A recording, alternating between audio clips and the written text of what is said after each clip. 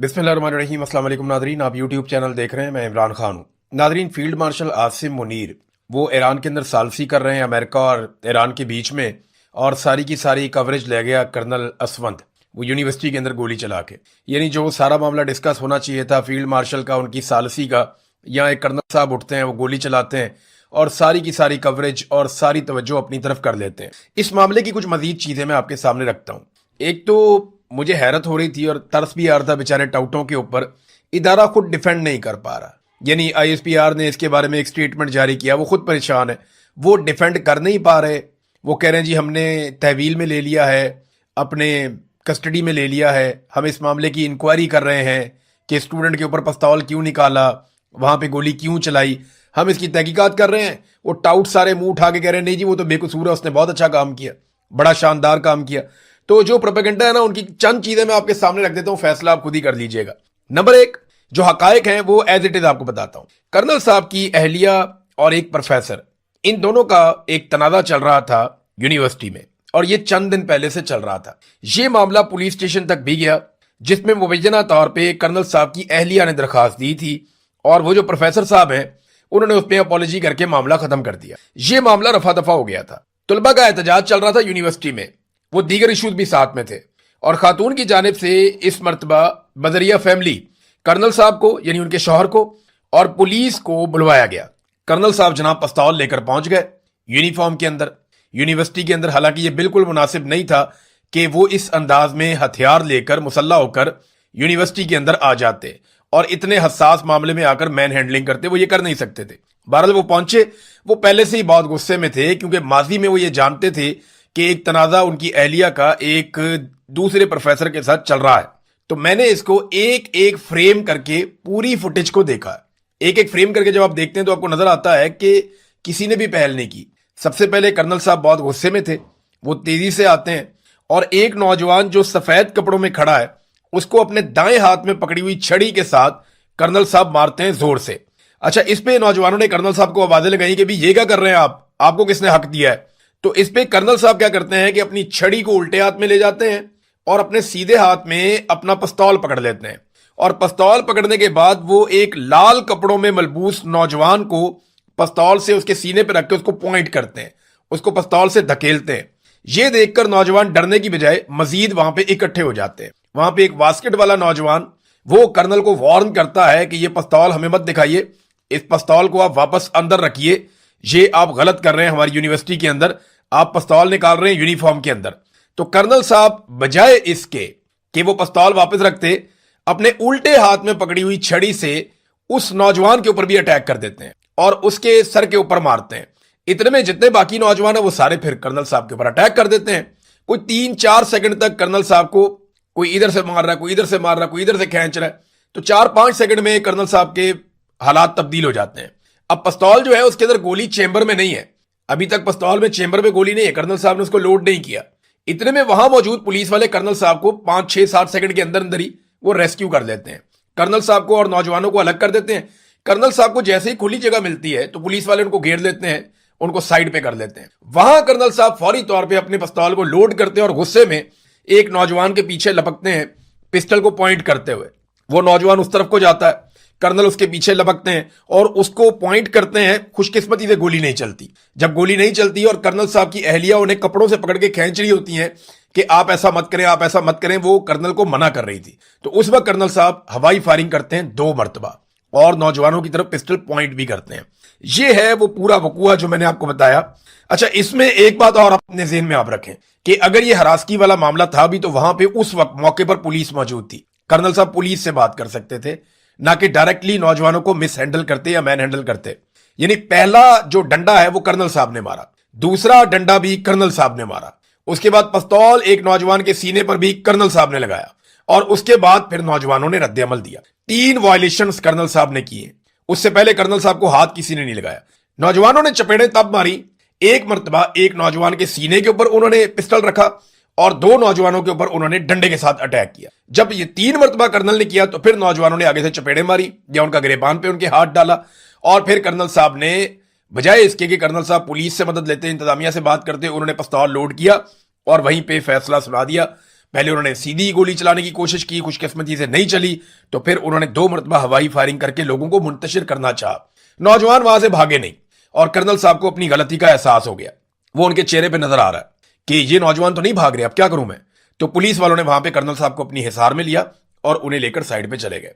अब इसमें ना 2 पहलू हैं। एक तो ये वो खातून वाला मामला जो कर्नल साहब की अहलिया है, वो मामले में अगर खातून का मौकिफ दुरुस्त है, जो बज़ाहिर अगर लगता है कि दुरुस्त है, क्योंकि इस पे एक तरफ का मौकिफ है ना आपके पास, वो जो प्रोफेसर जदून है उसकी तो आपने बात ही नहीं सुनी, या वो जो बाकी नौजवान है लड़के लड़कियां उनकी तो आपने बात ही नहीं सुनी। उसके बारे में तो आप नहीं जानते ना कि उनका मौकिफ क्या है। उनका मौकिफ जो है वो बिल्कुल ही बरक्स है। आप वो सुने तो वो ऐसा लगता है कि वो सच बोल रहे हैं, वो ठीक बात कर रहे हैं।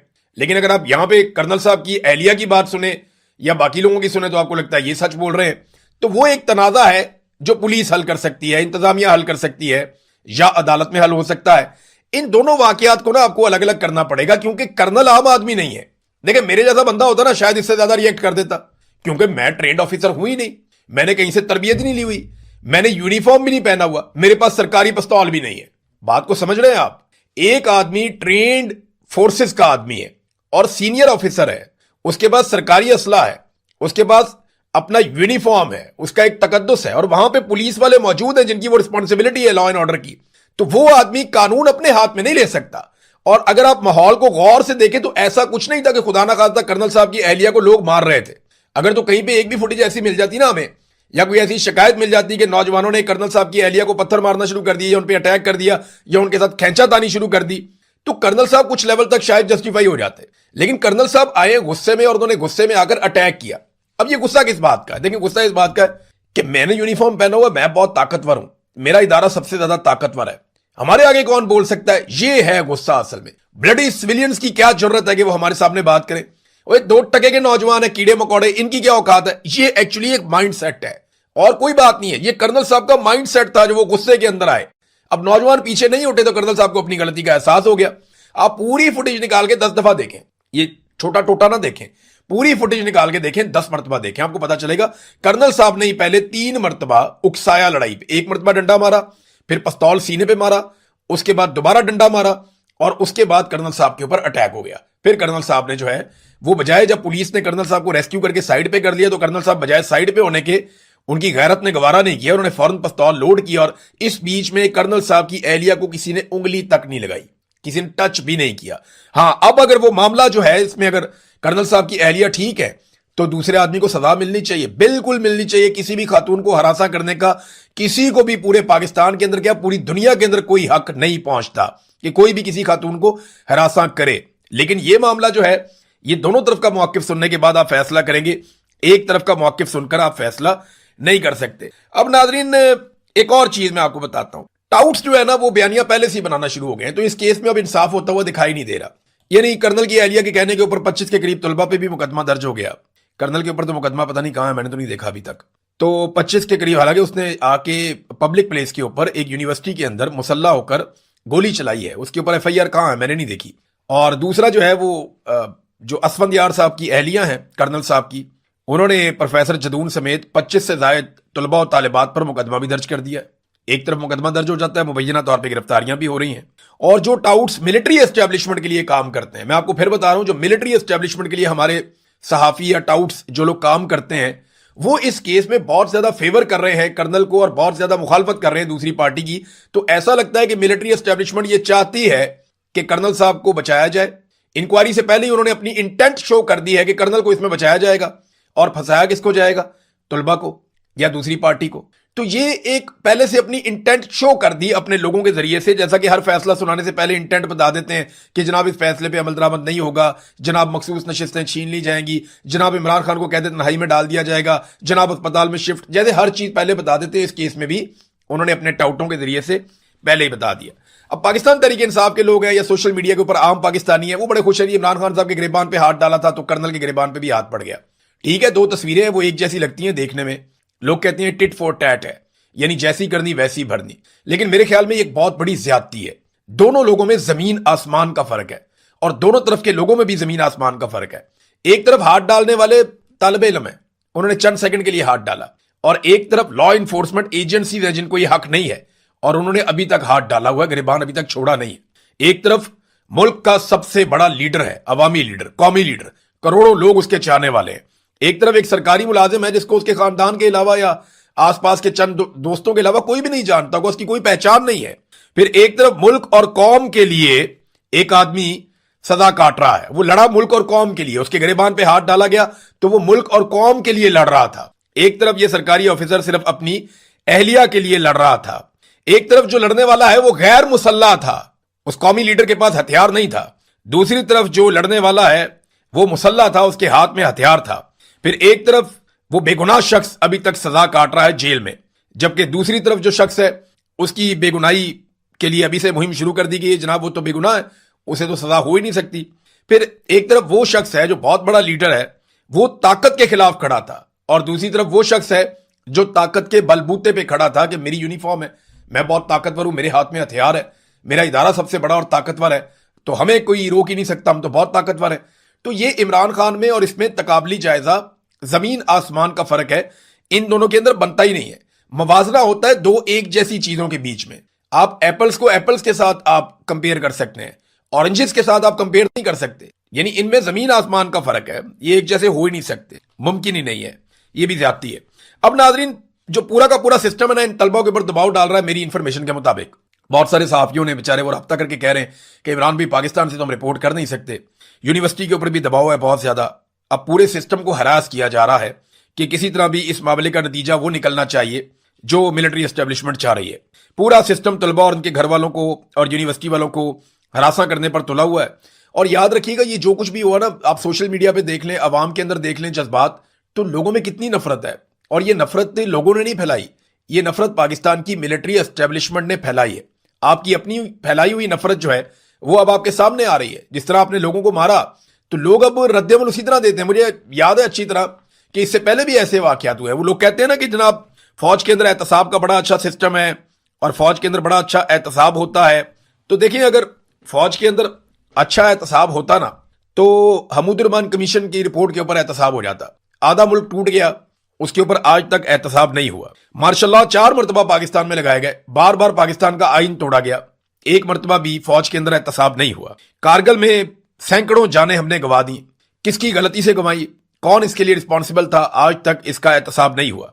भारत ने हमारा पूरा सियाचिन का इलाका छीन लिया, उसके लिए कौन रिस्पॉन्सिबल था, किसकी जिम्मेदारी थी, आज तक तायुन नहीं हुआ, कोई एहतसाब नहीं हुआ। कैप्टन हमाद वाला मामला था बलूचिस्तान का, जहां पे डॉक्टर शादिया के साथ रेप का मामला है, मुबैना तौर पे बलूचिस्तान में कोई 10,000 से ज्यादा लाशें गिर गई उस दिन के बाद से लेकर अब तक, इस मामले पे भी कोई मुहासबा नहीं हुआ। जनूबी पंजाब में पूरे थाने को फैंटी लगाई थी फौजियों ने आके, उस मामले का हमें आज तक नहीं पता चला कि उसके ऊपर क्या कार्रवाई हुई।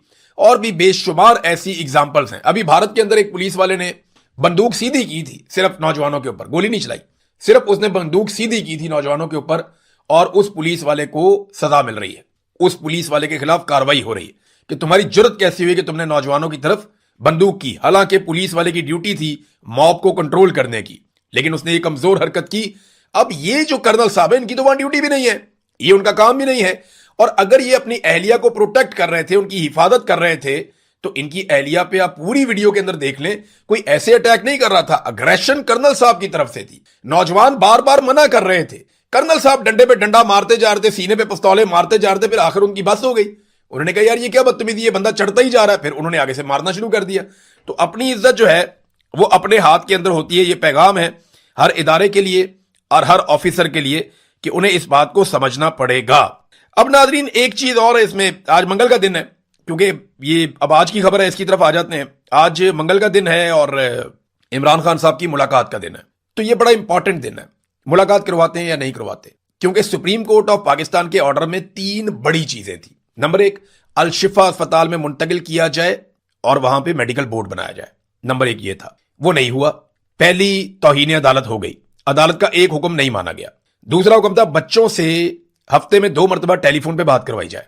वो बात हुई या नहीं हुई अभी पता चल जाएगा। अभी जमाइमा की ट्वीट से तो लगता है बच्चों से बात ही नहीं हुई, लिहाजा ये दूसरा मामला भी तौहीन अदालत में जाएगा।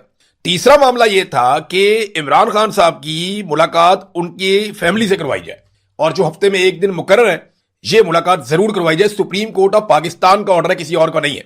अब देखना यह है कि ये जो तीसरा ऑर्डर है सुप्रीम कोर्ट ऑफ पाकिस्तान का, आज मंगल का दिन है, आज फैमिली की मुलाकात का दिन है, आज सुप्रीम कोर्ट ऑफ पाकिस्तान के ऑर्डर के ऊपर इमरान खान साहब की उनके खानदान से मुलाकात करवाई जाती है, या इस ऑर्डर को भी बूटों के तले रोन दिया जाता है, ये हम आज के दिन में देखेंगे।